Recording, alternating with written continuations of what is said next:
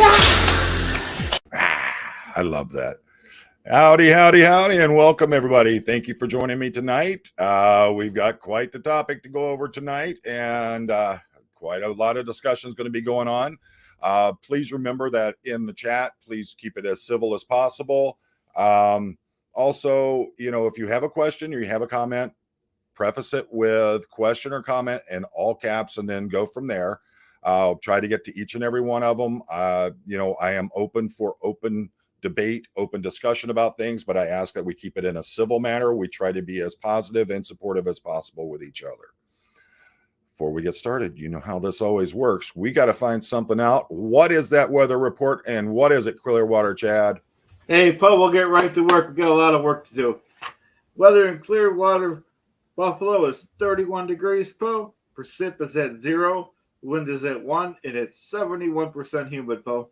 Excellent, sir. Thank you so very much. And as always, folks, say howdy to Chad. Chad will be in the chat for the rest of it. I'm going to go ahead and pull you on out, Chad. Thank you. My next guest, who is going to be joining me tonight for this, and been looking forward to it. We always have great discussions, and someone that I truly appreciate. I find her and her husband both, I think, are excellent people. I consider them friends of mine. And as I've said before, that a lot of times if I have questions about some things that are going on that I would like an honest answer to, and I would like a moral answer to, then I go to them. And so everyone, please welcome my friend and yours, Marilyn Honig. Hi, Hello. Marilyn. Hi, everybody. Hi. Looks like we got a pretty good crowd in here tonight already. Right. So, hi, everybody. And I see Duncan's in the chat. Oh, howdy, yes. Duncan. So let's take a moment here. Let's see who all we got here, because the chat's boiling by pretty quick on me. Right. Lene Banahan, Summer Savage, Valerie Watson, Hanus 58, Tamber June. And Tamber, if you can't make it because you got the PT meeting this evening, by all means, thank you for having been here. From Jehovah's Witness to Declared Apostate, welcome back. Alicia Medley. Hi. Some dude named Clearwater Chad. Jen Nelson, Shelly Kelly. Hey, what's going on? Tazzy Devil from Tasmania. Awesome. I'd love to have one of those, but I have a feeling it'd tear the house to shreds. Marjan, as everybody know, Marjan is one of the OG original Hi, Marjan. Channel here. We love Marjan. Mary Smith, how's it going? Free as an equal. Duncan Honig in the chat. And just making sure we're catching up. Helen CP. Oh, you're gonna Incarnasol. I'm sorry, folks, but I get tongue-tied so easy. Miss Sunrise Dawn, welcome. Let's see, Shane, Helen, Hillary Murphy. And Hillary, I see your question. I'm gonna star it. I'll bring it up, back it up in a minute here. Shannon Lee. Hey, Joel McCoy, what's up, brother? Hey, Joel. The Inappropriate Heifer. Hillary Murphy. I love her. Lathenda, I am going to murder that last name. Grockling, Lathenda Grockling. Okay, and from Germany, welcome. Is it Afitacene? I believe it is. It's been a long time. I haven't tried German in a long time. Louise, Erica. Oh, it's building up pretty good in here tonight. Betsy Gar, Jane Doe. For the longest time, people call me John Doe because they read my last name wrong. Jane Doe is a very love person. Her name is Jane. There you go.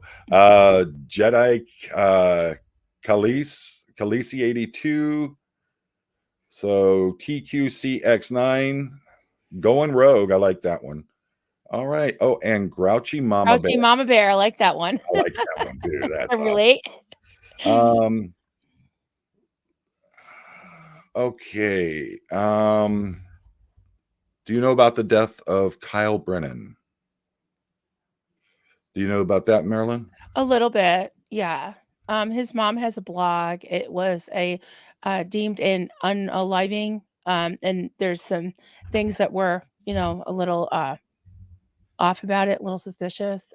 They didn't do. Actually, it would be a really good one for you to check out and weigh in on, because Doug had talked about it, and they hadn't done the gunpowder residue test, and There, there's a lot of different things. And his mom just wants to know what okay. happened.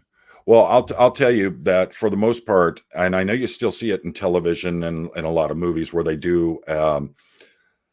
Oh, what do they call it? The name has changed over the years, but it's a test where they take it. Literally looks like the topper of like a bingo dabber, and you Mhm. rub it over the fingers of a person who has that you suspect has had some use of a firearm, and put it all together, send it to the lab. The problem is that there's so many ways you can get false positives with that, and it doesn't give you a timeline of how long ago it was when that person was had actually been in contact with a firearm or with gunpowder or anything like that. So the residue test is not very accurate, and as a matter of fact, a lot of departments throughout the country no longer use it.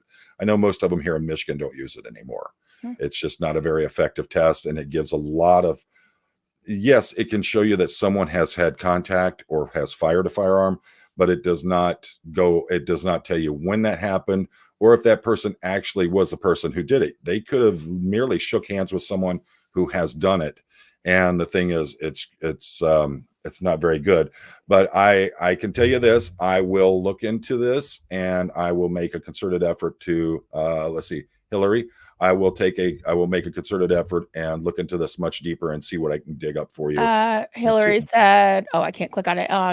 The detective on the case never went to the crime scene of Kyle Brennan. We're seeing a lot of things like that when it's involved with people who have mysteriously gone to the other world from being involved with Scientology. There's a lot of where we talked about it in the Whitney Mills case, where I was talking to Aaron about that, Mhm. and the And it happened fact in that, Clearwater, the Kyle yeah, Brennan thing. I'm pretty sure. Yeah. well, what really threw me off about that whole thing is that they were speaking to people on the phone that they couldn't verify who these people were and using them as witnesses in the case.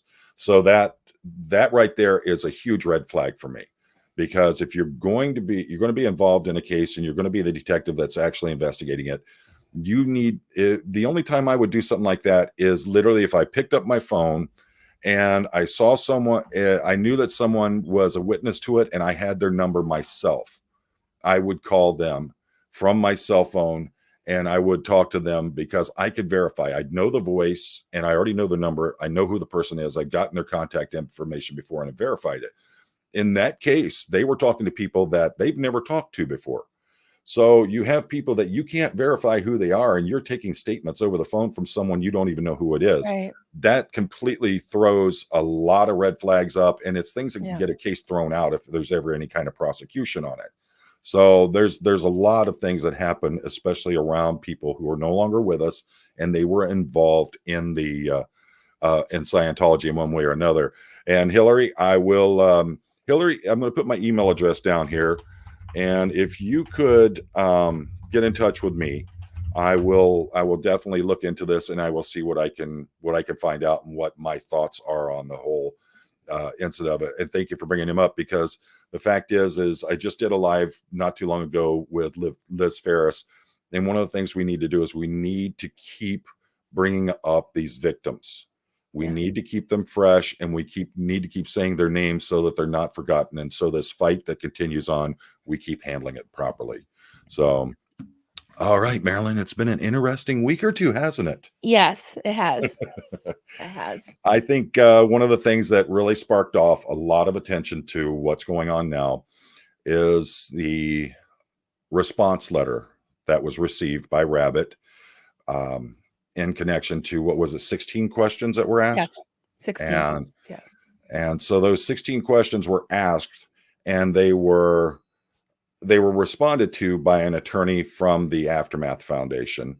And there was some very interesting statements that were made in there. Some I don't even understand where they would come from or what the purpose of those statements were.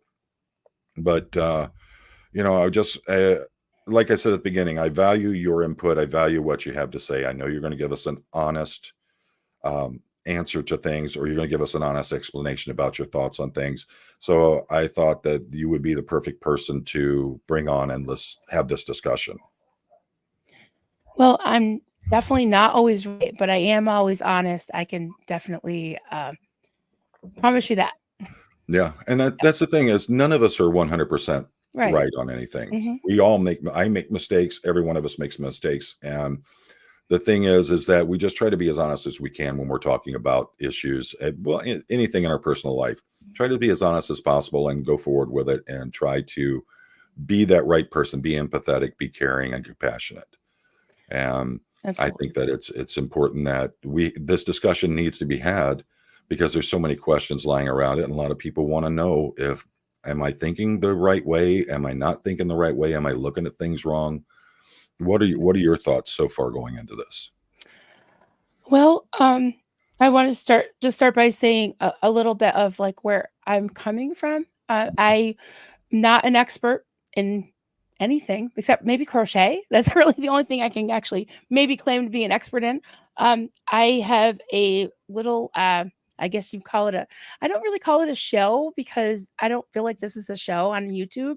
This Yeah. is life. And I don't look at it as a show. But anyways, I have this thing called morning musings. Sometimes it's midday musings, sometimes it's midnight, but it's usually morning Yeah. musings. And I call it morning musings because I'm not an expert. And it just comes up from what I have been thinking about, and or the feedback that I've gotten from my viewers. So, of course, when these things come up, there's been issues in the past that people, you're on there trying to talk about, I don't know, something that has nothing to do, like say I'm talking about Jehovah's Witnesses or something, and the chat is blowing up with things about the Aftermath Foundation. It's Mhm. like, so I take a pause. The other day we had somebody who was distraught in the chat. We just stopped. Someone sent me a message, and we just stopped and we talked to the person and tried to get them some help. So that's where I'm coming from, is that I really feel like I just, if nothing else, I want to keep my fingers on the pulse of this community and what are important to people. And I want to just lend a space, a place to talk. And like when our friend Doug passed away, I had nothing to say, Paul. I was so upset. I just sat there and clicked I on the remember we thing. talked. People sent hearts to Yeah. Doug, and to each other. So that's kind of where I feel like my you know, I don't know, it maybe my place right now is just to lend support. I've had I several second gens come to me and ask to tell their thoughts and their stories. So I'm not going around like you asked me to come on. It's not like I just want to make a little disclaimer here yeah. because there's things going around. Like, I just want to make one thing straight. I absolutely do not want to be on any board. I will not be on any board. I will say no if I'm asked, which I have not been asked. So I do not have any, what do you call it, dog in this fight. I don't Right. Excellent. know. You're So stealing my words now. yeah. We're well, I think that, like in the case of Liz Ferris, where she literally says that I'm like an adopted father to her. I think that that's the way a lot of people in the community look at you, as a mother type figure. You're very loving, very welcoming, and you make people feel at ease. And they know that when they listen to you and what you've got to say, that you're at least trying to be as honest as possible about everything, and they can trust what you're saying. So I think that's one of the reasons why I wanted you on here. Another one is you have actual experience in the five, is it the 501 Yes. c3 or whatever that, Yes. yeah. I Yes. don't, yeah, 501c3. Mhm. I don't have any real experience in that. I've always stayed clear of being part of any kind of charitable organization because to me, it's a very sticky ground, and it's there's a lot of traversing you have to do to get through it. Yep. I know that you have a lot of experience in it, and I felt that you were the perfect person on that end to also bring on here because you can explain a lot about these 501c3s. So, Yeah, yeah, the process is pretty much the same. Mine, it's not mine. The one I founded, there's 7 board members, and um, none of us are related. None of us are really super friendly outside of that. Like right. we're friends, but we don't go on vacations, do anything like that together. And I like it that way. And so Yeah, what happened was, real quick, I'll give you a little bit of background. So there was a string of terrible fires in our county in 2019, And I just wanted to help. I just started like a little Facebook group so Mhm. that we could get donations to the fire survivors. And fast forward a year, several of the volunteers that were helping me had the idea to start a 501c3. One of our founding board members has like a little scholarship fund for her grandson that passed away. And so we went through the process. We had a lawyer pretty much do everything because we didn't really know. I didn't know what I was doing. I really didn't want to be responsible for starting this. So we learned a lot from going and talking to so many people. I've made really good friends in the nonprofit sector in the past 5 years. And, I've been a volunteer for many, many years. I've been in the sector, but not as a founder and president and everything. Like, I understand where Claire's coming from because, I'm like kind of in the executive director role too, but it's very, very small. We just file a postcard on 90 for our 990 and we just give gift cards. But like I said, I've Now, talked to, what is a 990? okay, so 990 is the form that the IRS requires a 501c3 to file every year. And there's, I could be wrong, but I know of three tiers three types of 990s that you have to file depending on what type of 501c3 you are. So if you take in less than $50,000 in a year, you only do what's called a postcard. Right. So you just file, and we have an accountant that does it for us because again, I like to have people that are experts at what they do it Right. because I want all the I's dotted and the T's crossed, right? Absolutely. So he usually does it pro bono. He does it pro bono. He does it Wow. for us. Only takes a few minutes, but he's Yep. really, really good at it. Just sends it out. So that's that. If you take in over $50,000, there's another form that goes with it, and it's it's more of a long form, a Mhm. 990. Then if you are a private foundation, which at first I thought that the Aftermath was a private foundation, and when I looked into it, I'm 99% sure they're not because they can call themselves a foundation. That's, you can call yourself anything, but private foundations usually have a, either it's a family foundation or they have what's called an endowment. And there's a lot of different laws that come with that, where they're required to do certain things per year. They have to have another form attached and blah, blah, blah. A private Wow. foundation usually gives, like, we've had little small grants from private foundations. Usually, the big foundations you can think of, right? Mhm. They tend to give grants to smaller nonprofits. So Oh, okay. we've gotten grants. So anyways, so if you're not considered having religious exemption, if you are a quote charity where you're giving aid to people like the Aftermath does, like what Right. we do disaster relief, then you're considered a public charity. Doesn't mean that you have to just give all your funds to any Right. public person. It's for the public benefit, but it's for a certain Right. group of people. Like we do disaster relief. Probably 80% of the people that we serve are fire survivors. The Mhm. rest are things like floods, accidents, disaster relief.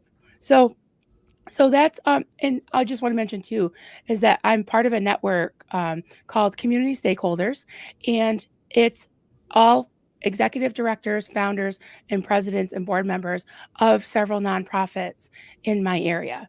And at one time, I think we had about 20. And we would check in, especially during COVID, every week. We'd be like, okay, so what project are you working on? Okay, do you need help with that? I have some volunteers looking for help. So we would network. And I learned so much from them. I also am in as many Facebook groups, nonprofit Facebook groups as I can as well. So I have learned quite a bit. Now, you brought up, where do you want to start? You want to start with the letter? Oh, I'm editing my notes as I go here. That's what I'm doing. Well, there's a lot of things I would like to get into on this. I think the letter is a great place to start. And I'll start off with, a lot of people have been questioning the fact that the attorney for the Aftermath Foundation is involved in it at this point. I can tell you from personal experience that the moment that the Aftermath Foundation was brought up in the questions that were presented, that makes it involved, and that would be a reason why the attorney can chime in on it. I've said it before, and you hear it from a lot of judges. Once you open those barn doors and the horses are out, they're out. I'm not defending it. I'm just giving you an honest opinion as to what I have seen in the past and my personal experiences. Is anytime you're looking at an organization like that and you bring them up into something that would be considered more of a personal letter to someone, and then you bring in an organization into that questioning, that therefore opens the doors. And that, I know that there are a lot of people upset about the fact that the attorney was the one who answered it, but that's an explanation as to how he could be involved with it. Your thoughts on that, Marilyn? Okay. I'm going to be, honest, fair, and objective. Yes, it was mentioned. I think it was in question 6. Mhm. And there was a comment I saw from Mark Headley saying that a rabbit sent us a letter. A rabbit did not send us a letter, meaning the Aftermath board. Okay.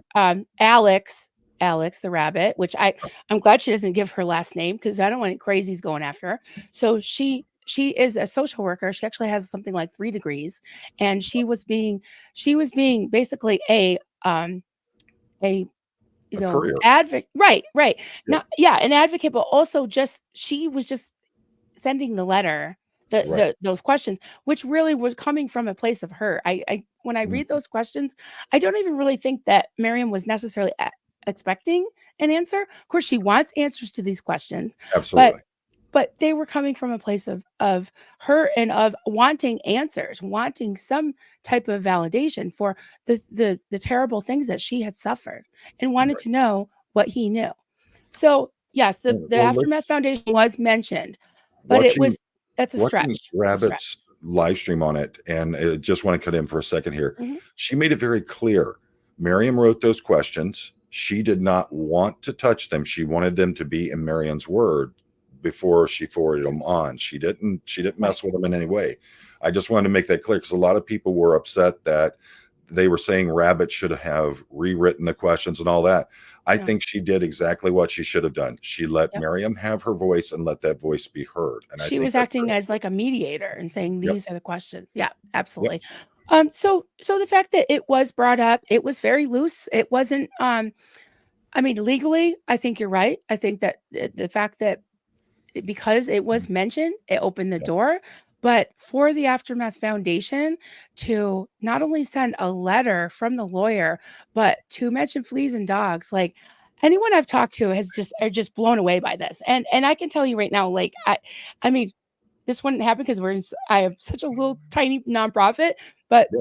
other people that I know that run really big nonprofits, they're not going to go after a person that they're supposed to be helping, you know? I'm It's gonna dive into that right bad. now. That whole fleas and dogs thing. As I read as I listened to the reading of the response and then read it later as it had been posted online, it just screamed to me Scientology. It Yeah. screamed OSA. Yeah, And so you know, horrible. Yeah. I personally, when I read that, I was just like, wow, this is like they haven't even left the organization, and they've fallen right back into the positions that they were in. Yeah. And there were a lot of people that were speculating about it as to whether Render had written those out and had handed them over to the attorney to give out.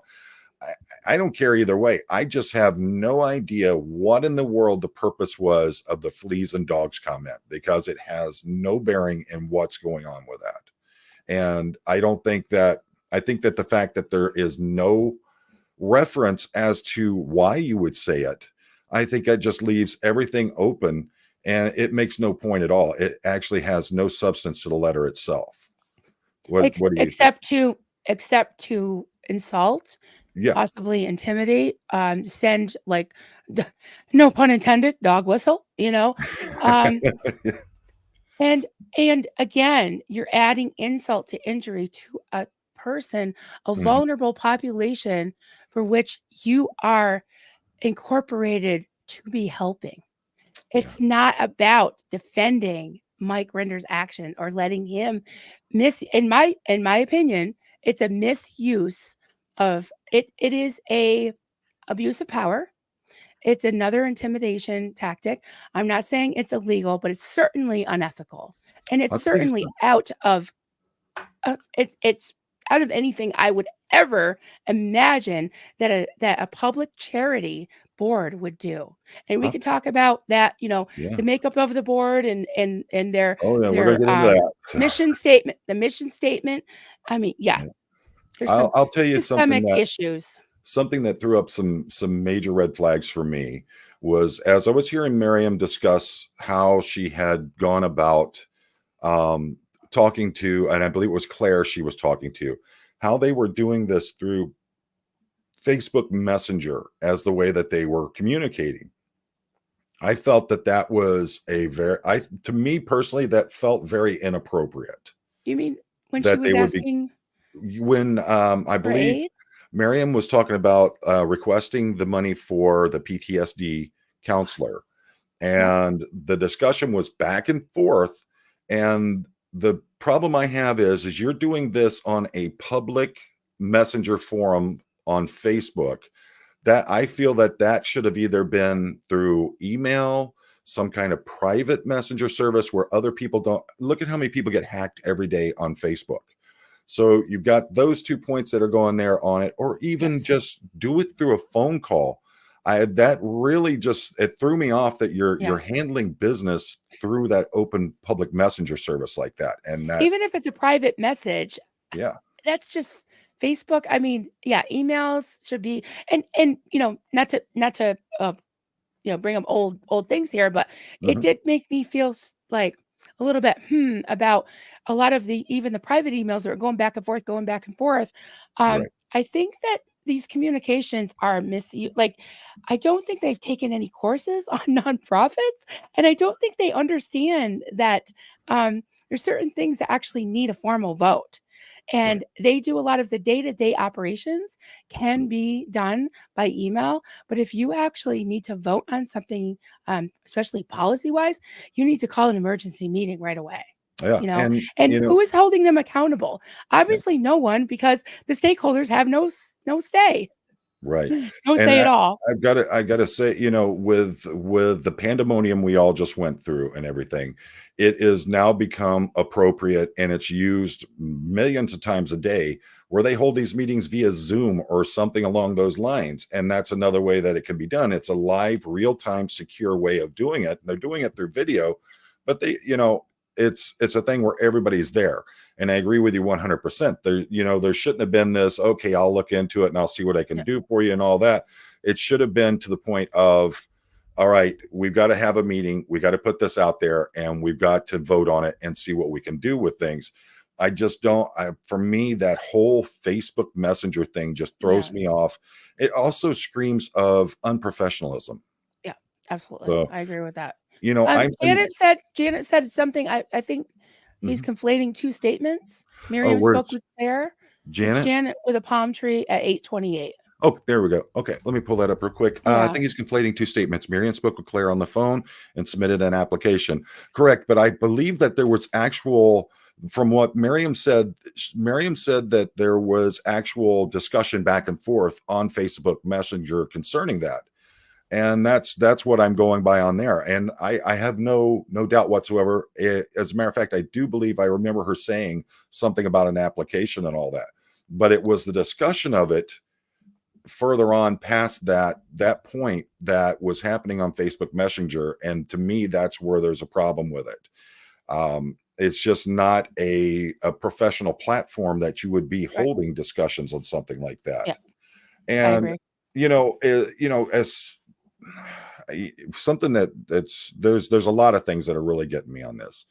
I think that instead of that letter that was sent out, I think that no response would have been the appropriate way Mhm. to handle that. Absolutely. Yep. And I'm going to tell you, as someone on the middle ground, and as having been a police officer, I've had to do this a number of times, is the fact that, um, this whole thing, we've gotten letters like that at the police departments I've worked for. And I'm going to tell you right now, almost pretty much every one of them, I literally sent right to the legal department and they handled it from there. And most of the time, their response is, we're not even responding to this. So, Right. the thing is that, yeah, I can understand not answering it at all. And I can also see where a lot of those questions could lead towards an incrimination kind of statement if they were answered. I So I wouldn't can answer understand. him either if I were Yeah. him. Yeah. I mean, and let's be 100% honest, folks. If you got a letter like that, I mean, how would you respond to it? The thing is that taking, that response, oh my gosh. Duchess, I'm talking about Facebook Messenger. I'm not a huge tech person, but I can, a lot of times I'll say Facebook Yeah. Messenger, Maybe but maybe that's they what I didn't mean. talk on Messenger. I don't know. I don't remember that part. I listened Yeah. to it twice, so I don't know. Um, I obviously missed that part. Freedom from religion. I don't think Mike Render needed to answer the questions, but I also think the AF attorney should have responded to the questions directly to. And Yes. that's a good Yep. point on it. That Yep. that instead of sending that letter to Rabbit or Miriam or whoever it was sent to, I don't remember who exactly it was sent to, but instead Right. of sending that response to them, there should have been a response to Mike and just basically told him, zip it, don't say anything. I think that would have been the appropriate way to go. And it was brought to my attention that the attorney who's in this, and I think Marilyn, you can second that as well, is this attorney has no connection with Scientology other than being someone who's brought litigation against Scientology. So, Mhm. There were some people saying, "Oh, he sounds like he's an OSA attorney," and Yep. from everything that I know, he has no actual Board involvement in green. Yeah. Scientology. Yeah. Yeah. So, all right. So let me get into my notebooks here. Um, the first thing that I have a question with is the fact of there's no delegation of authority in the foundation as it appears. Mhm. The statements that I've heard, it sounds as though Claire is handling everything. Mhm. Yep. As someone who has run a nonprofit yourself, how does that work, especially on a nonprofit that's bringing in pretty good Right. amounts of money? Yeah, and that's exactly what I was going to say. In my case, a handful of people can totally run what we do because Right. we have a small small budget and we do gift cards. So Yeah. I do delegate things. We have taken on programs that are just too much for one person. And I've gotten to the point where if I can't do it myself or with one or two board members, we don't do it. We're all volunteer, just like the Aftermath Foundation is. And as you get bigger, and I don't think that I think that this whole YouTube thing, they exploded on the scene, and we'll talk about, Oh yeah. public funds and public appeals for funds. That's another whole ball of wax there. But when you're talking about a bigger corporate, it's a corporation, it's a business, it's a Mhm. nonprofit business, but it should be run like a business, like a corporation. So there's, so the board members are they're like the lawmakers. Right. They're the executive. They basically set down policy, and a lot of boards help a lot with fundraisers. That's what a board tends to do as well, and the ones that I know of. And so they do that. They also hire someone to do the day-to-day operations. So they have an executive director. They Well, usually have I Yeah, was going go to hit ahead. on that. I've seen a lot of nonprofits where the secretary, the accountant, the PR people are all Mhm. separate from the board then itself. Exactly. And they're So that not yeah, and the executive director is usually a non-voting board member.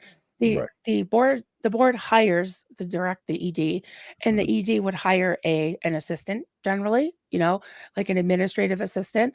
And then, like you said, you've got things like the an accountant, a Mhm. lawyer. Like one thing I can say that the board of the Aftermath is doing right is not having what's his name, Ray Jeffries, do the actual lawyering because Okay. he's on the board. That's a conflict of interest. Wow. I don't know if they have an accountant or a CPA that does. I think Claire does have. I don't know if she has an accounting degree, but I know she's the president. I believe she's also the treasurer. And I'm not saying like I I think she's doing a fine job. I'm sure she's not doing anything, shady, but Right. it doesn't, there's so many things with optics.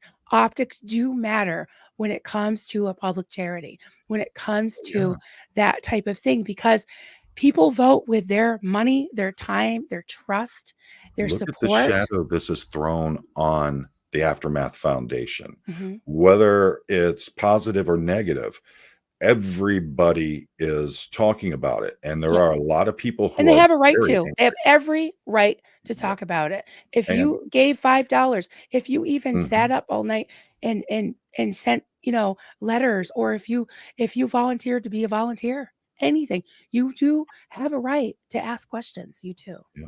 Well, here's I think that this is a perfect lead into another question I have for you. A nonprofit is a business that that can even make a profit. It will have overhead along with G&A. What's G&A? Do you know what that is? No. Freedom, if you can DNA. expand on G&A, Yeah, I'm not but sure what that is. they can charge fees Overhead. on papers they What might prepare for a customer like a government. My question is can they have what would be considered employees who are paid by that actual Yes, that absolutely. yeah, that was something, Absolutely. Yeah, um, absolutely. They are, but again, they don't have a vote on the board. yeah, and that's They're something that employees. they're Mhm. they're they're there to do as they're directed to do. Right. Or in the case of an accountant, there, you guys got to stop right now. We don't have any more money to spend, or Mhm. we Right. have too much money. We need to get Mhm. this money out of the coffers. Now, is Yes. it true that at the end of the year, you pretty much have to be bankrupt as a nonprofit? No, No. Okay. no, there's a certain percentage, it depends on what bracket you're in, but there's a certain percentage that you do have to allocate to the community, Right. and a public charity is technically you're supposed to have most of sorry, I just have a little sip of water. Stand by for a That's drink of water. Well, let me get the I got a couple of Yeah, super chats I want to get out there first. Thanks for putting okay. yourself out there on Front Street. You deserve a lots of support. Thank you, Sir Crepitus. And Sir Crepitus is the newest member of my channel here. So you welcome to the Oh, family. congratulations. Happy dogs. Hello, Mr. Hey, my Poe and dogs. Marilyn. Happy Monday. Thank you both for all you continue to do for so many people. Both of your channels bring light to so many different aspects that are important to us out here. And Marilyn, I think I agree with that so much because I think that with your channel, as I've said before, I think a lot of people look to you like as a mother or a guiding kind of person, and I think that your channel is very important because you give people a safe place, and a safe feeling in that. And I just wanted to put that out there. I love watching, even though most of the time you're on when I'm driving. I know. So, um, Right. Tanya Tyler um, says, "Where is the accountability?" Good question. That's another thing that a lot of people want to know about is Right. where is the accountability on all this? And that's The actually, accountability lies with you, all of you, yeah. you know? Here's the thing. How many of us have been you and I have both been part of how many fundraisers to Mhm. try to help raise money for the Aftermath Foundation? Yes. I've personally given money to the Me too. Aftermath Foundation. And so I think that as someone who has donated to the Aftermath Foundation and supported them publicly, like I have, Mhm. I think that I deserve a right to an answer as well. What do you think about Absolutely. that?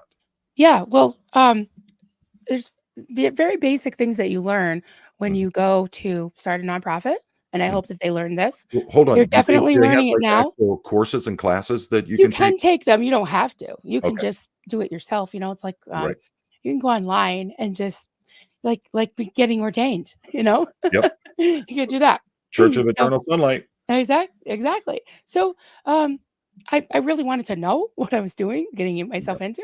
So I didn't take official courses to begin with, but I looked into it and I did so much reading. And basically, when you have a public charity, you start with a board. You pick, and we can talk about the structure of the board later because that's going to be another whole can of worms. Oh Okay. yeah. So So, hey, hey so Liz. hey, sweetie. That's our girl Um, there. So hi. if Yes, y'all we don't love know Liz. Liz Ferris, she was on the other night with me and we were talking Yes. about about the Subscribe to victims. at Pokemon and Cults is Liz's Yeah. channel. Or just look up Liz Ferris in Mm, the search on YouTube and you'll find it. yeah. We love her. She's Yes, awesome. we do. She's So amazing. She is like taken a my lot. adopted daughter. Yep. Absolutely. Has So taken a lot of damage from Scientology and she's yeah. still fighting. So proud of Mhm. her. So, She is. Yeah, she went from a absolutely. very dark place to now she is on her feet. She's doing great. I can't say enough. It's like I said, it's like an adopted daughter to me, and I am so proud of the person she's become. Um, Me too. sorry, I got Super off the proud. topic there, but No, I know we're like her parents right now. We're like, oh, we're yeah. so proud Well, of she her. said, "Mom and She's Dad." Let's amazing. see. Hold on. Let Yeah, me get this. I I love it. wanted to star that, and I accidentally Okay. hit it. Okay. But there's Yep. a lot of things with that, and that was one of the questions I had about Yep. family involvement Yeah. on the So board. can I just back up to your, Yeah, yeah, go ahead. Go the ahead. thing you had brought up earlier Mhm. about I was talking about the stakeholders because you were saying that because you gave money, you feel like you deserve an Absolutely. answer Yeah. and some consideration, and that's 100% correct. No one owns the no one owns a nonprofit. The Yeah. Aftermath Foundation does not belong. It belongs to no one and everyone. Exactly. So the board of directors are, voted board of directors, right? They could, I mean, I'm not calling for anyone to resign, I'm just saying No. if they did all today, the Aftermath Foundation would still be there. They are custodians. They are overseers of public funds that they appealed to the public for. So the stakeholders are, of course, the board members have a stake in it. The donors and supporters, the community, which is all of you and us, right? And the population to which they serve, right? So those are who they answer to. Like it or not, optics and reputation and trust is paramount, because Mhm. if you lose that, unfortunately, you're not going to be able to serve who you want, who you wanted to. And I want to talk about, being trauma informed and all that. But if you want to talk Yeah. about the board, that's one of the things you start with. Besides your mission statement, there's, how to pick a board. If you just Google it right now, it's going to tell you, especially with a public charity with public funds and not a family private foundation. Don't pick your best friend, your husband, Mhm. your daughter. Don't do that. Don't do that. There's so Don't do that. like I said, there's been so many things that have come up that have literally drawn a shadow onto this. And one of the things that has really, here's the, where did that go? Man, these questions are coming in so quick. Oh, who both the Who board votes in? the board Okay. in? Yeah. So there's the founding members. That's a good question. There's the founding members. And when you incorporate, you start off, you have, I know at least in Massachusetts, because I live in Vermont, but we incorporated in Massachusetts. You have to have at the very least 3 members. They have to be the president, the treasurer, and the clerk. Those are the 3 that have to be. Now, all officers are directors. Not all directors are officers, if you understand what I mean. Board Mhm. members, so you got the 3 main officers. We do also have a vice president, and we have what we call trustees, which is board members or directors, right? I Mhm. know I'm throwing a lot at you guys, but so those 3 founding members will vote in or invite the board. Right. Um, Depending on how big you want, you can have it as big as you want, but you have to have at least 3, at least in Massachusetts. So yeah, that's how they get voted in.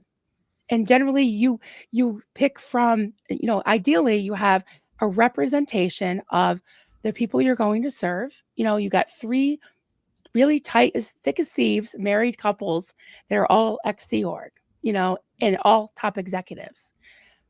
I I'm not saying they should have like quote never ends or whatever, but Right. I think they should at least have a representation of the community in which they serve. I was just going to say that I think that that would have been a major step for them, and it would have drawn a lot of credibility to the foundation to have someone. And I'm not saying me, I'm not saying you. We're both way too busy for anything No. like that. Oh, thank you. But Yeah. having someone who is not a former Scientologist, who can come in with some kind of an unbiased eye going into it, Mhm. I think that that would have lent to their credibility incredibly. And I think that a lot of these things, especially like the fact that now the board consists of 3 married couples that all, as you said, it appears that they have done a lot of outside activities together. It really throws a lot of shadow on that. Then I think they went on a cruise just recently, all of them, Mhm. and it for something like that, especially if you're a nonprofit and you're supposed to be a charitable organization, you want to keep yourself um, as clear as possible from any kind of conflict of interest or anything that's going to make that Mhm. charitable organization look bad. Because the minute you start looking bad as a charity is the minute that you start losing support. You Losing support. start losing the people who are giving you the money. Absolutely. And So also someone said something like somebody like Rabbit, like a social worker. Yes, that would yeah, be good. They yeah, oh yeah, probably shouldn't do social work while they're doing it, but they can at least, there really needs to be some trauma informed people on that board and possibly even a secondary non-voting advisory board, which is, we sort of have in my tiny nonprofit because we have volunteers that right. give input and we ask, you Now, if know. I'm correct, not only were they Sea Org, but weren't all of them, except for I think Mike's wife, weren't all of them like executives within Absolutely. Scientology? At They were gold higher base. placed people. Yes, at Gold So, Base, and there's been a lot of talk about crimes, different yep, things that have been done to these children, not necessarily by them, but they may have known about it.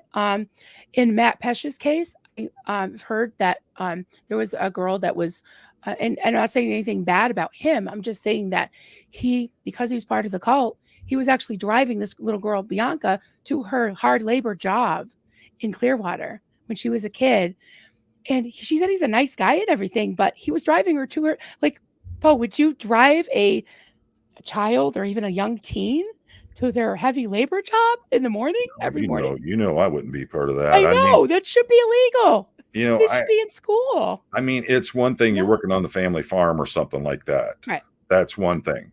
But to take a child to a huge organization to go and do manual labor, just ridiculous. And at one And point she was being Rachel, moved. think, She was yeah, told she was being traded. Those words, traded. What does yeah. that sound like? And Rachel, thank you for that super chat.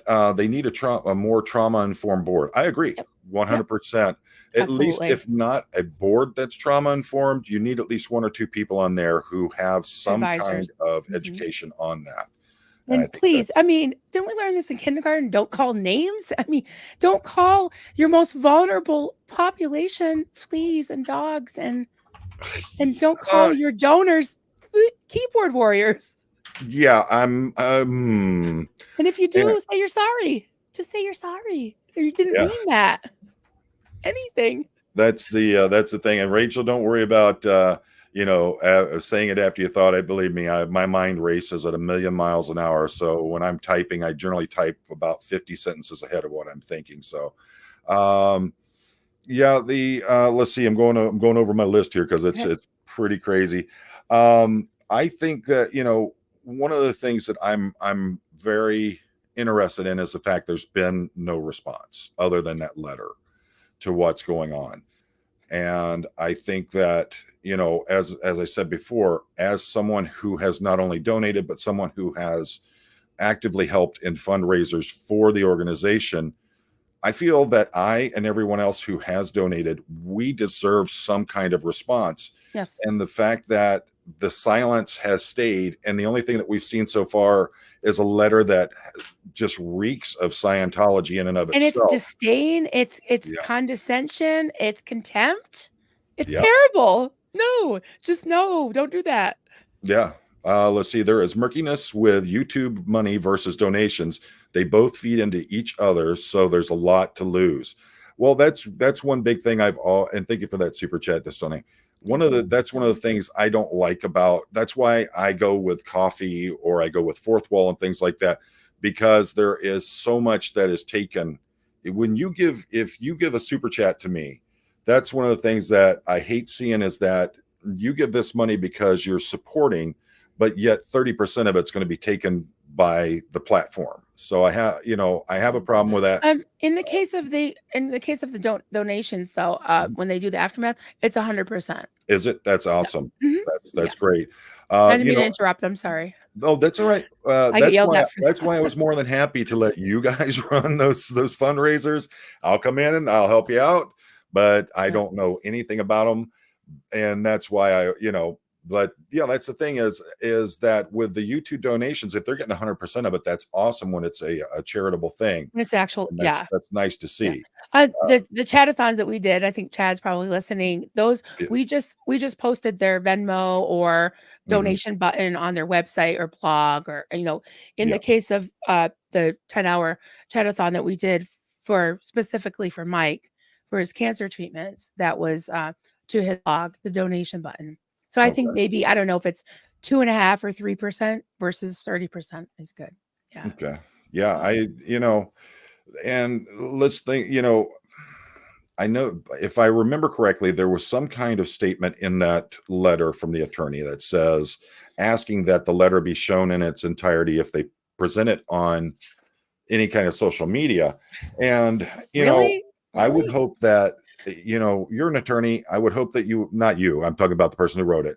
Yeah. As an attorney, you would understand that the minute you sent that letter, any declaration of confidentiality or privacy, unless it's prearranged between you and the other party and there's something in place that's going to make it remain confidential, it's theirs. It's their property to put out there however they want. Mhm. So, I mean, there wasn't even a need for that. So I'm I guess they very didn't want partial, they wanted the whole thing. They wanted right. the whole flea bag and all. And that's just crazy to me because I feel like, number one, it was just so awful for people to see. I don't mean to laugh, it's just so Yeah. ridiculous. It's so ridiculous. But also it kind of reminded me and other people that was in my chat the other day of the Aftermath show. Leah Remini, Scientology, Leah Remini in the Aftermath show, when they were at the beginning, she had to read those statements Mhm. from Scientology refuting, everything that was being said.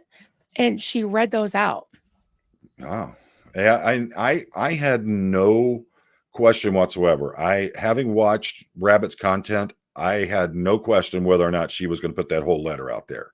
Mhm, She puts it out there for the world to see and says, mhm, "Here it is, like it or not, this is what it is." And mhm. I have a lot of respect for her for that. I thought this was interesting. They did a live right after Aaron went on Rabbit's channel for the first time.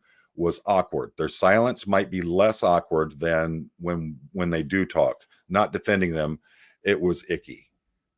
So They I did a had live after his first video.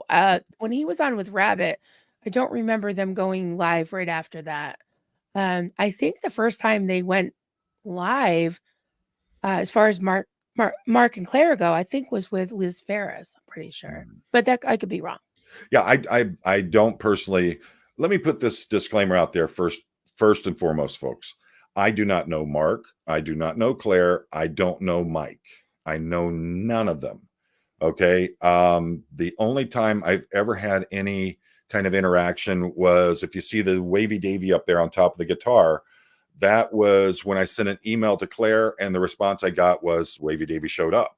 That's pretty much the extent of it. If there might have been an email somewhere down the line where there was a response, but otherwise, I don't know them, so I don't have a personal agenda or anything in this. I'm saying this as someone who basically fell into the SPTV family, and Mhm. as someone who tries to be a fair, compassionate, and empathetic party in this, a lot of times I really get this Scientology vibe by a way a lot of people act, and it's very off-putting to a lot of us who've never been in. Let's see, Flea Factory. I wonder where that name came from. So they refuse to cover any current events in SPTV land because it might take the spotlight off of them. That's an interesting statement. Yeah.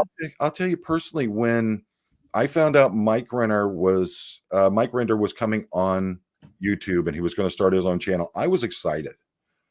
I really Me was. too. I thought Me too. this is awesome. Not only do we have this person who was high up in the organization and is trying to make his way back, and I felt that there were a lot of sincere apologies that came out from him, and I felt that he was trying to make amends for it. I was excited, and then as more and more information comes out and Yeah. what's happening, I started that excitement started going away very quickly. So I Yeah, was, spidey senses. yeah. Yeah, I think that, and I'll just give you a really quick rundown of what I think about that, is the Aftermath show really helped me a lot. So I felt like, I owed them a debt of gratitude. I really admired all of them, really respected, Mhm. highly respected all of them. They didn't know me from a hole in the wall until I started doing the Xenu costumes. But um they they had they had come out on the scene after doing, the Aftermath show and the Fair Game podcast, Leah and Mike. And Right. I got a lot out of that. Yeah. Um, I could be wrong. This is just my opinion, but I'm just going to put it out there. Now that we're seeing some of these things that came out, like the Debbie Cook thing, um, I believe that the narrative was, and things were presented in a certain way for people to have a certain perception or in perspective. Um, the narrative, I believe, was pretty much tailored to, have us believe that number one, Mike was fully reformed. Number two, the people like Debbie Cook were victims too. Their books are a lot about their victimization. What about the victimization of others? What about Bianca, who was saying that, Matt Pesh had drove her to her job? She has nightmares to this day about that woman, Debbie Cook. We never heard about that. She's the best thing since sliced bread. That's what I thought, because that's what was presented. Now, with SBTV, it was kind of presented like, okay, these are how things are going to go. Now, it's gotten to the point where it's not going the way that they had thought. Let's look always at the front lines of Scientology. We're fighting Scientology. We're fighting Scientology. Keep your eye on the prize. I did ask Claire my questions that night. It was November 20th, the night of the cake and the keyboard warrior statement. um, I emailed her and she said, basically, keep your eye on the prize. We'll look into it, because I asked her about the board. I'll ask. She said she would ask her legal counsel. That was 2.5 months ago. Never heard from her again. Right. So that was that. But this whole thing of keeping the eye on the prize. What about our wounded? If we're looking at it as like a battle or a war, what about the other aspects of a war?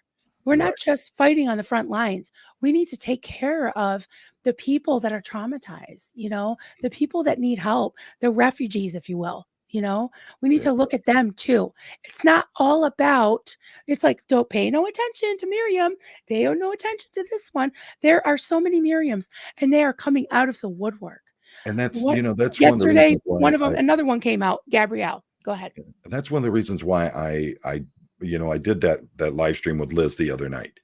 And if you haven't seen it, folks, it's back in my Yes. list. It's specifically about, we have to remember there are so many victims out there that most of us have never heard of, have no inkling even exist.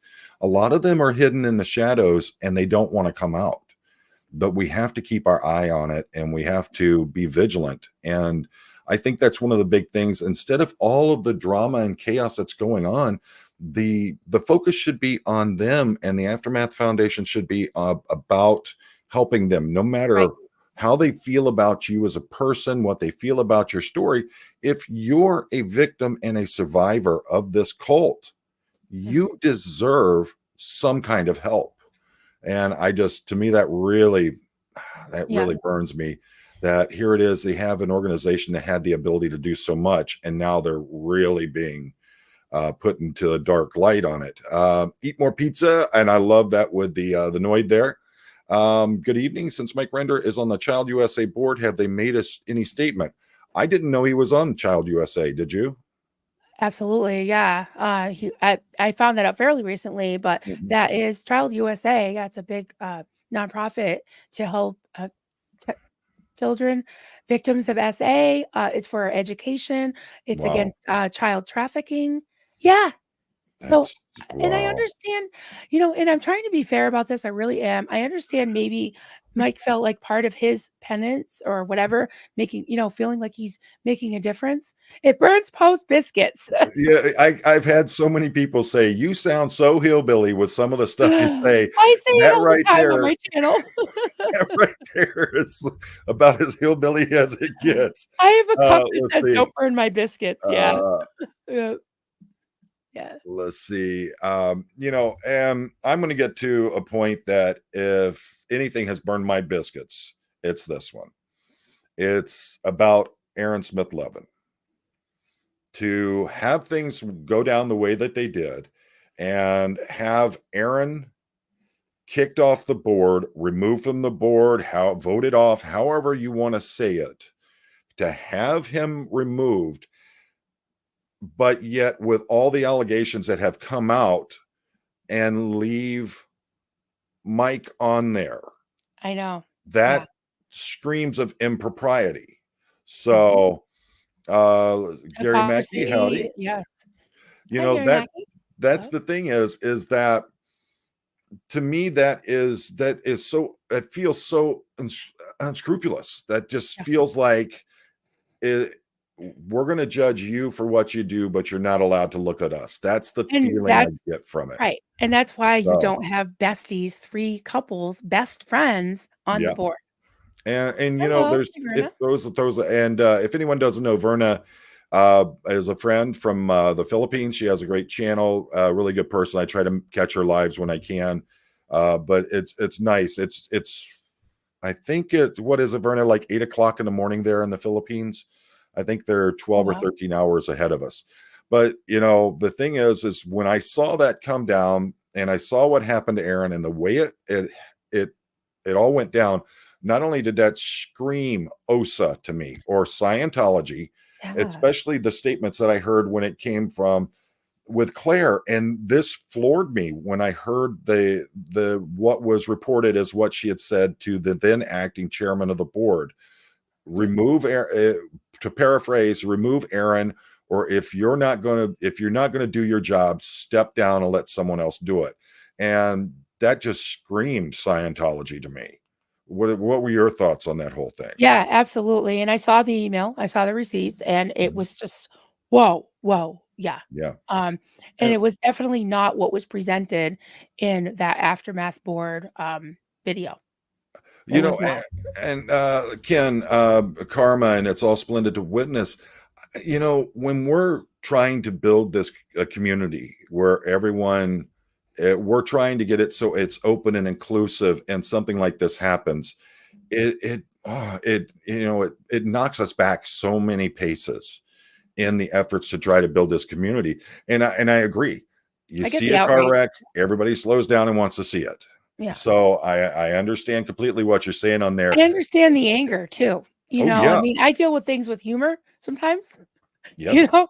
And, after that, thing that Mark, had put out about, spokes holes, I put all my Blown for Good gear that I bought, from their merch shop, from the Yep. BFG merch shop, and I was like, "I don't think I'm a random, spokes hole." I was a very, very big supporter, huge Yeah. supporter, Well, we both you jumped know? in feet first. Yeah, We yeah. were both in there.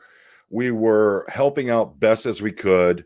I tried, I don't know how many times to try to get either Claire or Mark to come on, or for me to do a live with them, because I really wanted to get their story out there. I really wanted to talk to them. And I'll admit it did feel like it was a burn that I couldn't even get a response. And I remember, I think I talked to you about it, about the fact that I had set days and times I was doing lives, and I was putting these out there up to a week in advance. And I would go live, and then I would get overstepped by them because they would announce it a half hour before and go live at the same time I was. And I tried to talk to them. What I wanted to do was, hey, if you guys are going to do it on a certain time, a certain day, let me Mhm. know. I will. You guys are the former members. I will move mine so that you can have that space and we're not conflicting with each other. I never got a response. And I think you and I had talked about that before. Yeah, And to me, yeah, that was something yeah, that stuck in my craw there pretty good. right, So, and, that's why I either go on, in the morning or late at night, because I do feel like, I wanna give them priority, but yep. they could have given you a response. It's And like, you yeah, know, anything. Yeah, a simple response of, sorry, but we've got 10,000 subscribers. You have, 2, 3,000 subscribers, and too bad. That would have been a response. I could have dealt with that. mhm. But to ignore it and not even respond to me, well, that was the stinging part. Anna Casillas, thank you for that super. Thank The you. letter stating Aaron's actions were not aligned with their traditional values was so nasty. Where are their traditional values and morals now? I mean, a Mhm. lot of stuff was put out there as in the public about what was going on with the Aaron thing. Yeah. But yet, have we gotten any official response or anything from that? Your lawyers and friend Zach will be on at 20:30. That's 10:30 if you don't know, 8:30 if you don't know, folks. And yeah, I think he's an hour behind us. So on the Crumley verdict. 20:30. Oh, that's interesting. And thank you for that, super. Appreciate you. Thank you. So the thing is that this whole thing has just to me, it's just felt like a mess from the start as this has Yeah. gone on. There's a lot of things I think they're very inappropriate in the way that they were done. And the fact that there has been little to no response from anyone on the board concerning this has also it Yeah. just feels like it's a snub to those of Right. us that And when there is a response, it's like name calling and contempt and disdain yeah, and not compassionate. So yeah, it's just awful. It's just awful. yeah. I'm going back through some of these starred comments and questions that we got. Spurs one. I think the problem is Mike and the rest of the AFF not being open, being totally closed up on all this. I agree. Yeah. What do you think? Yep. Oh, I think absolutely. I Yeah. think that's a major problem there. Transparency and honesty is in order. And Yeah. humility. Mhm. And you folks know that that's one of the big things for me is I am very big on transparency. Yeah. All right. That's how it should be. Because Claire and especially Render could have played a part. So I don't know what that was in reference to, folks. You got to remember we got over 650 watching live, so Right. it gets a little hard to keep up with Right. the comments in Yeah. there and everything. Trying to get subs to start auditing my Columbus, Ohio org, really small, but I think all of its power to the cause. Yes, exactly. I Mhm. am going to be showing some of the folks like this next person, Matt Elliott, MMA, SPTV Canada. And if Hey, you haven't Matt, checked out his channel, Matt, throw your link in there for everybody. They have a lawyer on the actual board, so not sure why they had to use another one. It I is can tell you possible that why. Ray Jeffries didn't agree with sending it. I think Um, that go ahead. Go you're not ahead. supposed to. Oh, yeah, I know you're going to say the same thing as me, so go ahead. Okay. I think that the simple fact that that lawyer on the board recused himself from it, that's my feeling with it, and that they had another attorney who actually works for the foundation handle it instead of Yeah, having the a law. board member do it. The fact that there's a lawyer on the board doesn't mean he should do the lawyering. I don't. That's Yeah. not really. It's frowned upon. I don't know if it's against any ethical code or any Right. state laws. Nonprofits uh, are also oversight by the state. Well, State that's by another state. question I've So, got. Is ethics something that can actually come back and harm a nonprofit? oh, absolutely, Okay. absolutely. You know, And I know just know for Massachusetts, someone mhm. can file a complaint to the Attorney General's office, which goes Ooh, to the yeah, charitable. I forgot the name of it, but yeah, yeah, and they look into it because it's amazing. Yeah, even things not just financial issues, but kind of things like this. I'm not encouraging anybody to report them. I'm just saying right. that if you get conflicts of interest and the population to which they serve, like Miriam, being treated like that, that's not good. Not You good. you can't say you're out there to help everyone who's a No. former Scientologist and then refuse to help someone who's asking for it. I just Refuse to don't see how that. give them an answer. Yeah, And uh, also, I think they should have just not touched that with a 10-foot pole because and yeah. this was something I want to ask you is when you heard that Mike was, constantly emailing her asking if she had recorded the phone call. And then when he said that he had information from the lawyer of the production company Mhm. about the affidavit, he said, I have the information or I talked to the lawyer, but I'm not going to give you the information, which had to do with her case until you Yeah. answer my questions. Is that considered obstruction of justice or anything? Mm, it wouldn't be because it's not if the police department or the prosecutor's office had. Now remember, I'm not an attorney. I'm going from experience that I've seen in the past. Mhm. But where it can be as seen as obstruction of justice or obstruction in the investigation or whatever is when the police department or the prosecutor's office requests that information. Okay. And that's where that would be considered as some kind of obstruction. I think that the best thing that would have happened, and believe me, I stand behind Miriam on this. Okay. She's a victim Mhm. and she needs to be given due care and caution as you're dealing with her. I think that the best thing would have been have whatever the investigating body that is handling this have them make the approach to try to get those documents. If they had been asked for and there hadn't been received, then the next step would be let the police, let the prosecutor handle that. Mhm. Because if they send the response, they send the question out there, say, we want these documents, would you please provide them? And the response is no, then the next thing that's going to happen is they're going to end up with a subpoena on the doorstep saying you will give those documents. Mhm. So I think that that would have been the best way to handle it. And I hopefully that's what's going to happen is they're actually going to go in there and they're going to subpoena those documents, or they're actually Mhm. going to end up with an actual warrant to go and remove those documents. Right, So I think she said yeah, that it wasn't it you know, it wasn't completely the case wasn't hanging on that. It wasn't completely necessary, but she wants it for her own because she yeah. was led to believe that, her mother said she wouldn't make a statement, and then when the show aired, when her episode aired, it said that they had one. So she wanted to see it. And I I don't know if agree. there's something in it that might incriminate Mike, I have no idea what's Here's in the it. problem I've But got for her is own peace of mind, she wants to see that communication from how her many mother. documents has he handed over to Mark, and Mark has put out there publicly that is Mhm. that was being shown on his channel? If you're doing that, what is the problem with giving the documentation to Miriam so she can at least have that peace of mind? She can have that step towards closure on this. I was blown away. Well, they said it was lost. They thought that the production company lost it. I don't believe it. I I don't really believe feel that. like they lie. I do. And Yeah, that's something I don't respect at all. yeah. Maybe All there's right. something in it they didn't want her to see. I don't know. I don't know. And yeah, could it be incriminating in that documentation? Very well Mhm. could be. I don't And why know. We haven't yeah, seen it. why Yeah. is it they have control of, the Aftermath Foundation, the public funds. They have control of these spy files that are out. They have control of Miriam's mom's affidavit. They have control of the public opinion. They had control of the narrative. No more. Done. This, Done.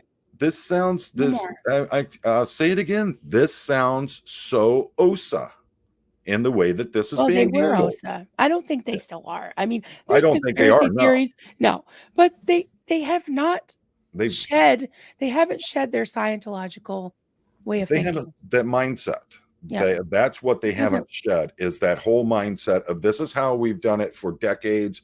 mhm. And we're now into the real world instead of taking on the mantle of I'm in the real world now and I need to act like a everyday person. Falling back on that, that's the feeling that I get from this whole thing, is that if falling back into old practices and doing it the way it's been handled from within Scientology. Let's see, Cynthia Butler, Claire, Mark, and Mike and his wife should be advisors, not board members of the Aftermath Foundation. They cannot hold possessions of power for financial decisions over victims that they may have helped to create. That's a Yeah. really good, that last statement. Absolutely true. Talk Absolutely about true. hitting the nail on the head with that one. Mhm. Wow. Yeah. And Yeah. at the very least, I think that they should, get like, it's customary for couples on the board to have 1 vote each. 1 vote Okay. each couple, and then get more people on the board, at the That's a very very good least. point. Yeah, I've not, Mhm. I've just the whole thing of having couples on there and they each have a singular vote. I mean, Mhm.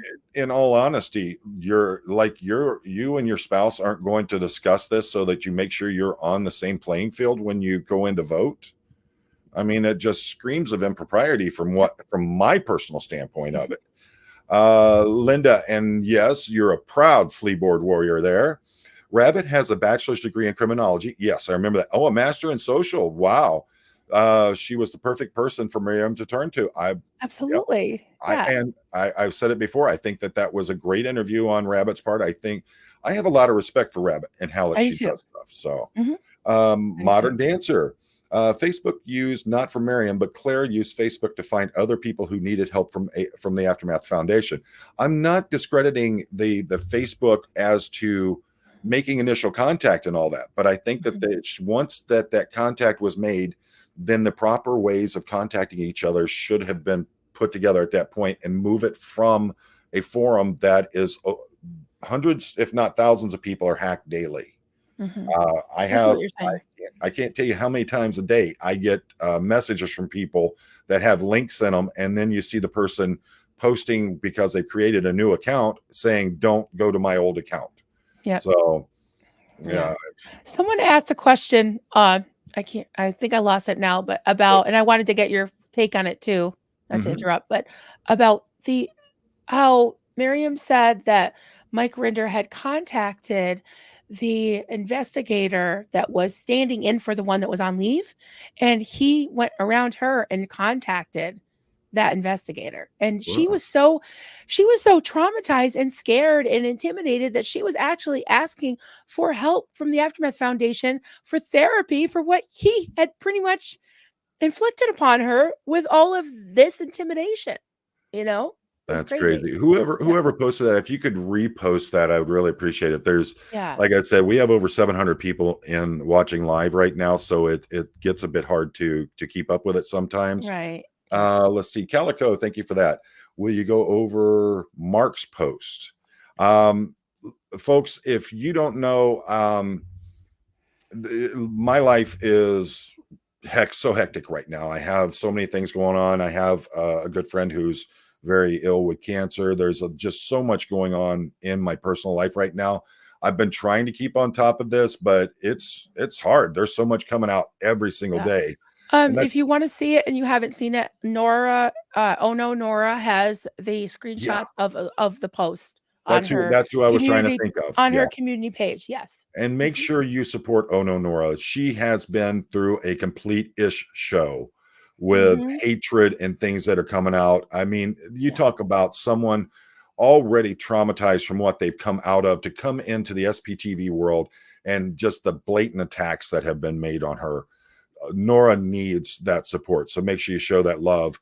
Liz, the same thing. The despicable things that have been done to Liz, it Oh my breaks my God. heart. I know. What is your Absolutely. Yeah. opinion of a public charity board being staffed by? Yeah, we've been going over that quite a bit. I think we've Not kosher. Not good. Not yeah. good. No. Let's see. Question: with Facebook Messenger, when you delete a conversation, does this to delete their copy? My memory is short. I don't believe it does. I believe it only deletes it in your history of it. If So, you delete it, it tells the other person that oh, does it? if you delete it for both. Yeah. Okay. Yeah. Yeah, Yeah. I just I don't know. My Facebook Messenger's got People have probably done that to 32 me. million messages in there. I'm too stupid to delete them. Question: when the same people serve on the Aftermath board together and do YouTube videos together, isn't that considered a conflict of Yeah, interest? that was something I wrote down. Yeah. Yeah. That- Yeah, I think so. It's very least it's blurring the lines. mhm. I did a community post today. I just want to read the mission statement of the Aftermath Foundation, if you don't mind, real Yeah, go quick. ahead. I'm going to put up this super chat real Yeah, quick while go you're for it. doing it. Yeah, absolutely. Freedom from religion. I was assaulted in DC by a Scientologist. It's on my YouTube channel. Make sure you get me a link to that. Freedom from religion. I'll put my email Yes. address back in. DC police just notified me of its report today. The wheels of justice turn slowly. Well, I mean, That. as a former law enforcement officer, I'm telling you, a lot of times it does.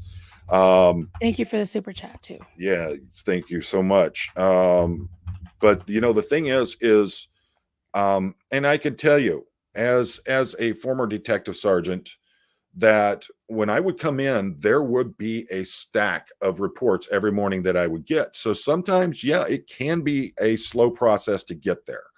But my thing is that I tried to make sure I hit every one of them, and I either personally called the reporting party or I sent out a letter. I made sure that somehow they were contacted. and they knew that something was progressing. So I'm glad that you got notice that DC police are working on it. And I know that they're a very busy organization. So hopefully there will be some outcome for you. So you were looking something up?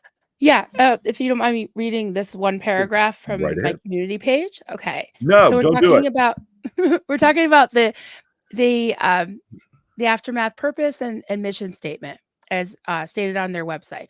Our purpose is to help those who want to leave the Scientology and the Sea Org, but who lack a system of support that they can rely on while getting on their feet in the outside world. And then I wrote, the first thing I learned in the nonprofit sector was that the mission statement, though usually short and simple, is very, very important. It can keep a nonprofit on track if things start to go awry. There is no mention in the Aftermath Foundation mission statement of fighting Scientology itself. However, the lines have been blurred between the purpose of the Aftermath Foundation and the personal focus of the board members and their individual YouTube channels. The board, made up primarily of 3 couples who were once in top Scientology executives, constantly remind us that the object of this movement is to take down Scientology and not to criticize each other. Keep your eye on the prize. In other words, pay no attention to how we are treating the survivors. We call the shots. Give us your money, no questions asked. Wow. And what's that from? Me, I wrote it. Okay. Yeah, that's really good. My community page today. I completely concur with that. I think that the line between their mission is supposed to be helping people coming out, getting them on their feet, getting them into the secular world. And for those of you who don't know what that is, there's the religious world, and then there's the secular, which is a non-religious world. And the whole purpose of the Aftermath Foundation, as I understood it from day one, was to take those people who had been victims of this cult, Yep. get them into civilian life and be able to start building productive lives for themselves. And then when I, to see all this where it has turned from being that kind of thing to where it seems like there's a whole lot of point to taking down Scientology. You can do that on your own, but linking it into the actual organization, I think that is very wrong in and of itself. And it was being used to silence people, even victims, saying like, this isn't helping take down Scientology. This part of it, though. It's part of the whole battle against Scientology. And silencing people and saying, don't criticize, don't ask questions. You're letting OSA win. I was told, I had somebody who is very good friends with them, message blowing up my inbox telling me I needed to be more discreet. Well, I came from a very traditional, spiritual, moral, traditional background, and the word discreet is a trigger word for me. Because women are to be discreet, workers at home, gentle, quiet, covering your face and being submissive to their husbands. I say now, cover the mouth, but not the face. Oh, shush. And folks, do not take that as any more than me just ribbing. The thing is that I've said it a million times. I have so much respect for Marilyn. I don't. Yeah, you know how to take it. It's just like the hashtag. Oh, totally. I know who wears the pants in your family, and it's your wife. Yeah, I take a beating on a regular basis. So, question, Marilyn, do you check on 501c? How do you check? How do you check on a 501? A friend, thank you. A friend has one. We are curious how much she has in it and the uses of the money. Aren't they supposed to actually? It's public. Yeah. There's several ways. It depends. Like if you look up mine, it's not a GuideStar because we're not really big enough for it to. It just says it's not rated yet, because we're not really on the radar. We're very small, but there are checks and balances that we do have to file not only to the IRS but to the state, the Commonwealth of Massachusetts, every year, and let them know, who's still on the board. They have all our information. They have the breakdown of what we do, and it is public. If you look up, I'm not sure how you would find, like she said, her friends. It kind of depends on state, but you can look it up. It may be on something like Charity Watch, GuideStar. If it's a small nonprofit, you can write to, Attorney General, or even look up on the IRS site. There might be, if you have the EIN number. Yeah. And I always then, yeah. thought that it had to all of the information had to be made public Oh, it in one is. way or Yes. another. Yes. I So just yeah, as far as where it's posted, yeah, ours would be on the Commonwealth of Massachusetts. yeah. Yeah. And in a lot of cases, you may have to do some digging, but the Mhm. thing is that as far as I knew, it had to be public. Mary Yeah. Smith, question: it used to be true if a nonprofit disbands, they must divest themselves of all holdings and assets into another nonprofit that serves a Yes. similar public good. Correct. Correct. Well, very Yes. good question. We have Yeah. some really good questions here. No, So it's a very good question, and that's absolutely true. yeah, If, like I said, if the board just decided, we were done, not calling for anyone's resignation. If they decided, forget this, all 7 of them right. decided no. So what would have happen is either there would be a new board that would have to take over. I'm not sure what that process would look like, but those funds, that $250,000 or whatever's left now, would have to be donated to another nonprofit if the Aftermath Foundation were to dissolve, which I hope against hope that it doesn't, because I can separate the two completely. The Aftermath Foundation, like I said in the beginning, it belongs to no one and everyone. Yeah. So, yeah, And that's that's that. that's the thing is though, even though you're on the board, you're not the owner. You're just supposed to be No. the caretaker. And in So fact, you are under scrutiny because this is this precious thing that mhm, you are given oversight. You are the custodian, you know?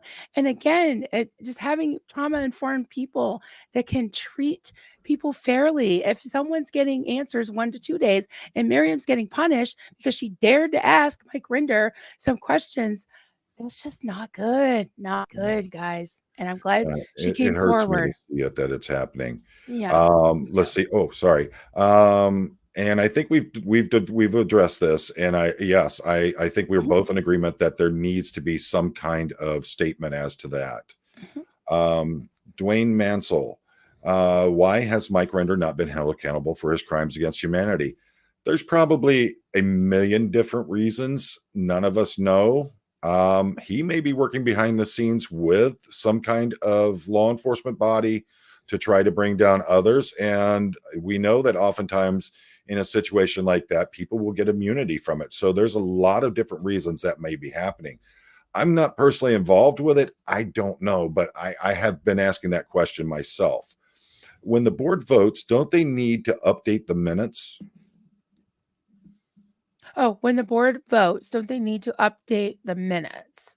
Yeah. I'm not sure what you mean by update, but yes, they vote on the minutes of the previous to accept the minutes. Well, Yes. Is it's that what you're supposed when they asking? vote, it's supposed to be documented and it's supposed to Yes. be read out at the next meeting, isn't it? Correct. Yeah. Yeah. They have to We keep don't minutes of necessarily the read meeting. all of our minutes, but Yeah. we do because Well, you we break don't it down have a into public. categories. Yeah. Absolutely, yeah, and we vote on accepting the minutes into the records. And I could tell you my experience through governmental boards and their minutes is that the way that they'll do it is that they have a more concise and more I don't know what you call it, where transcribed version that is put into record. But when it comes to voting on the minutes from the prior meeting, it's basically just a skeleton outline of what happened in the prior meeting. But yeah, they have to keep records of the minutes in public uh, government agencies. So I'd figure it'd be the same for something like Mhm. that. It's, even for actual for-profit companies, there's a lot of things like that, especially if you're traded on the open market and you're considered a public domain, then it all has to be out there.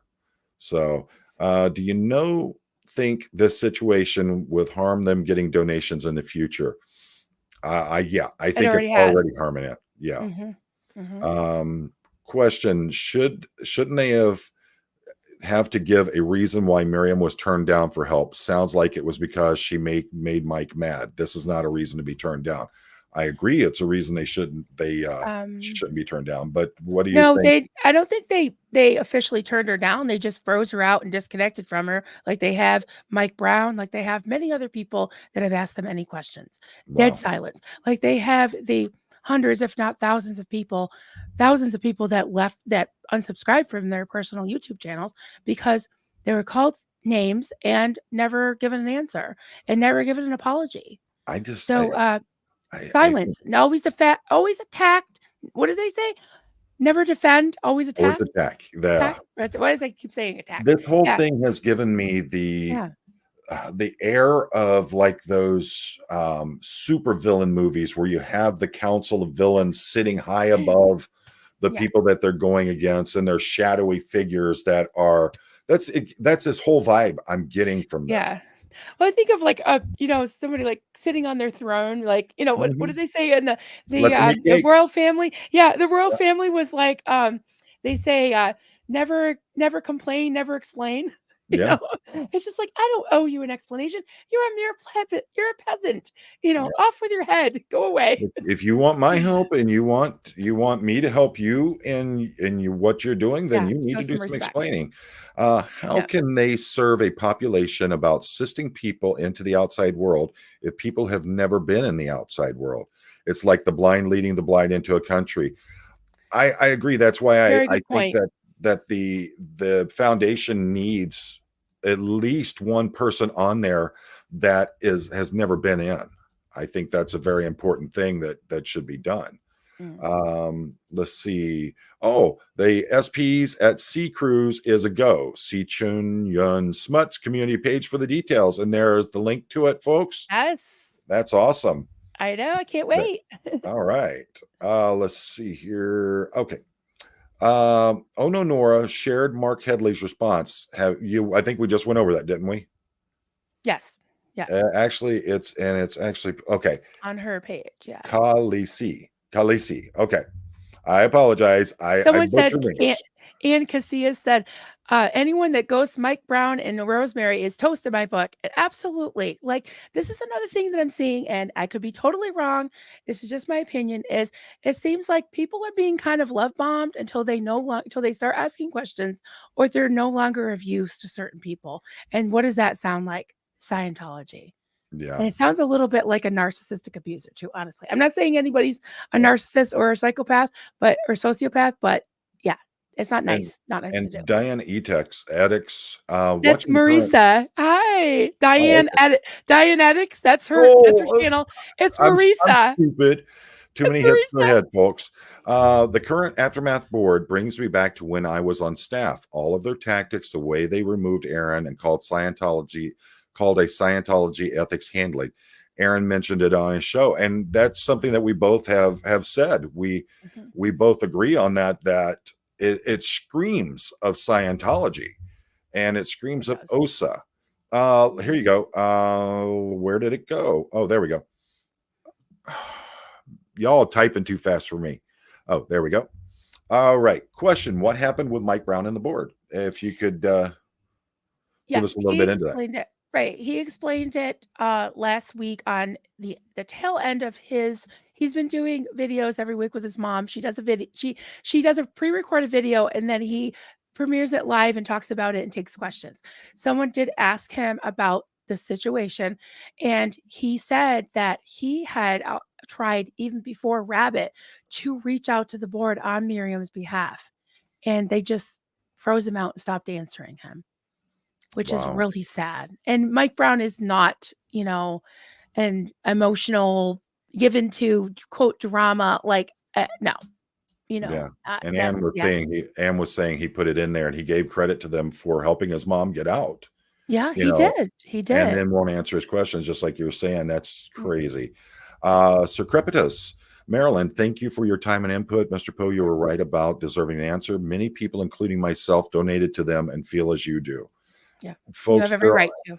I'm just one small fish in all the people who gave to this.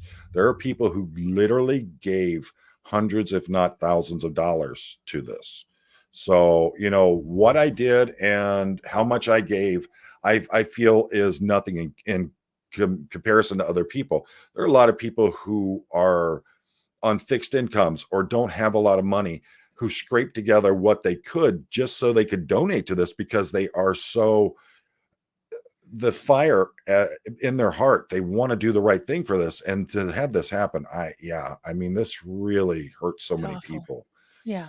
Freedom from religion. I appreciated what Mike tried to do, but a red flag was his steadfast refusal to get counseling time and again when Leah would push him to get help. I personally, I think that a lot of people who've been in cults, that's a big thing, is they need some kind of counseling or something. Marilyn, I think that you've done a wonderful job with your transition out of being in a cult. You know, you have your family. Now, did you actually seek any kind of counseling, or if you don't want to answer, No, I I don't will. I don't want Yeah, to I can. respect. Yeah, I have it. It was, I don't know if it's called therapy or counseling. I don't know the difference, but Mhm. we've had each of us in our family have had individual counseling. Awesome. We've had marriage counseling. We've had family counseling, and it's really helped a lot. And I'll say too is that I know people like Doug Kramer and Blow Drill that's in the chat.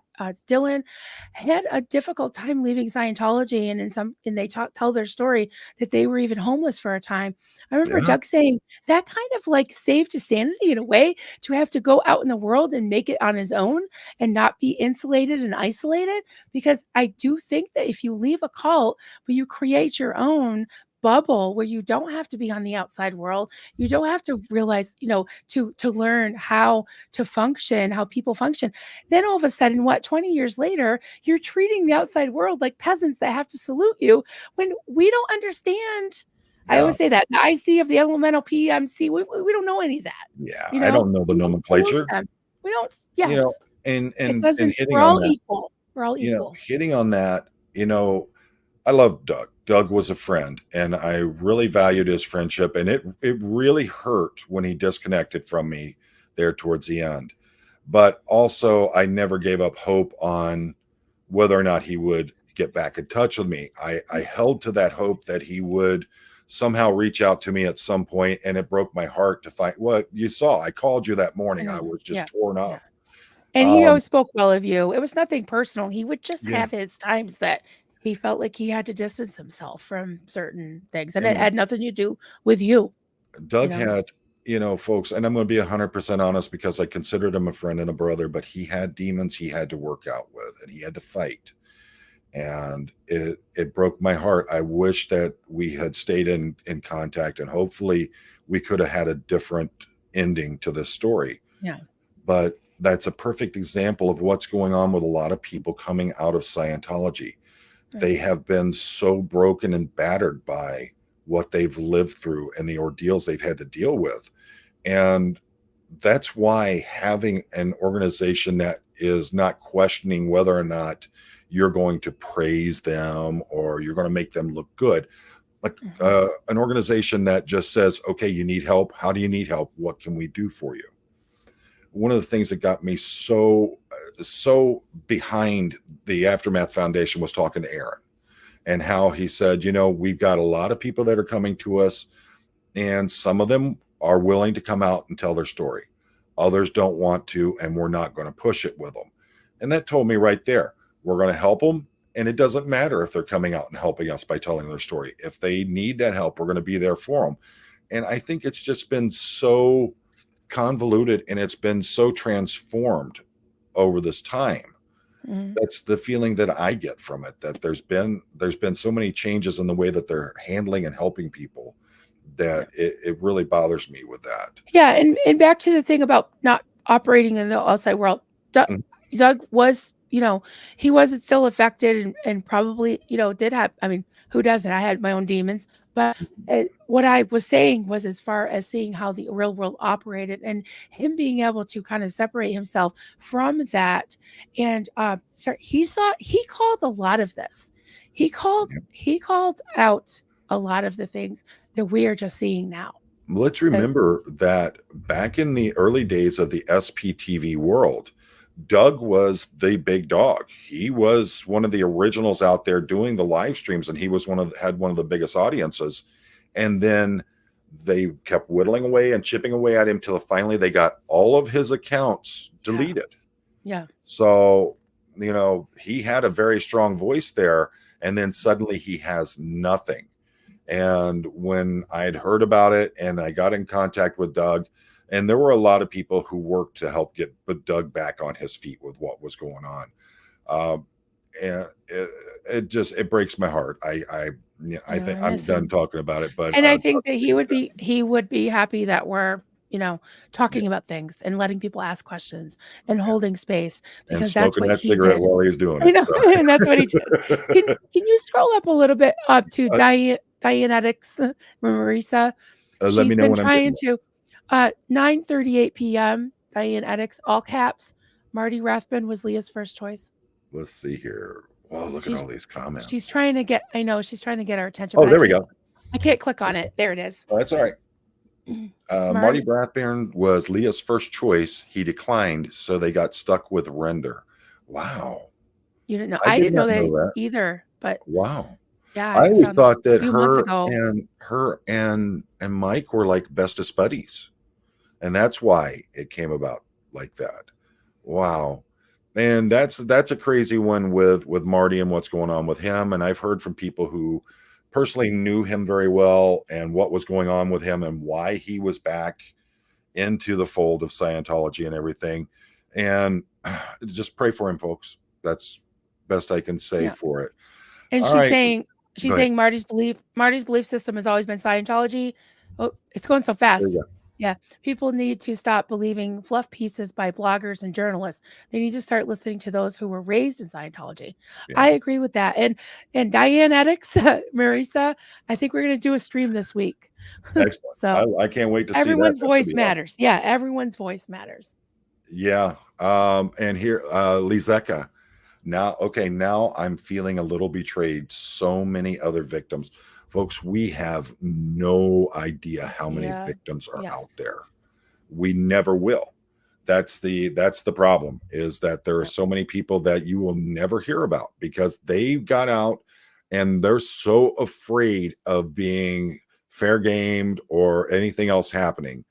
And And more are coming out though. Like yeah, Gabrielle Toth, I did a stream with her. She called me up the day before yesterday, said since Miriam's, she just couldn't, she had to speak. And there were cover-ups and abuses. You know, yeah, you could watch the stream. It's yesterday on her channel. What is it called? Called Escaping the Cultiverse A, and okay, also on my channel. But she yeah. talked about the Vancouver org and also this situation here And as there's well. a lot of people asking about Leah and whether she's going to make a response or not. Leah's not on the board. She has been a supporter. I don't know. I really don't know. I don't see Leah holding her tongue. I mean, let's face it, when they were trying to get rid of Aaron, he brought out the fact that she actually came forward and said, "What the F, folks? What are you doing here?" Right. So she may have a response for it, she may not, but Yeah. I've you heard know, she is coming out in a little bit in support of Mike, but that may change. I don't know. well, I think for her own, her yeah, own reputation, her own career, and her own everything, she should probably just not talk about it. If I I were think her. that If no I were matter her. what happens, I think Leah is going to stand strong behind her beliefs either way. Mhm. She has, from my understanding, from the things I hear her say, I think that she has a very close connection with Mike and they are almost like family. So, Mhm. if she did come out in support of Mike, I would say, that's what's going to happen because she has a Yeah. completely different viewpoint of it.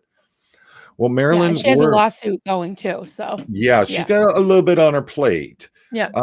We've been on at this for about an hour and 45 minutes here. Yeah. And I know we were wanting to run about an hour, but any last thoughts you've got on what all's been going on here? Well, I think that it's healthy to have discourse and be able to have questions and answer questions and talk about things. Mhm. I don't see any pitchforks. You don't see any pitchforks behind me or next to me.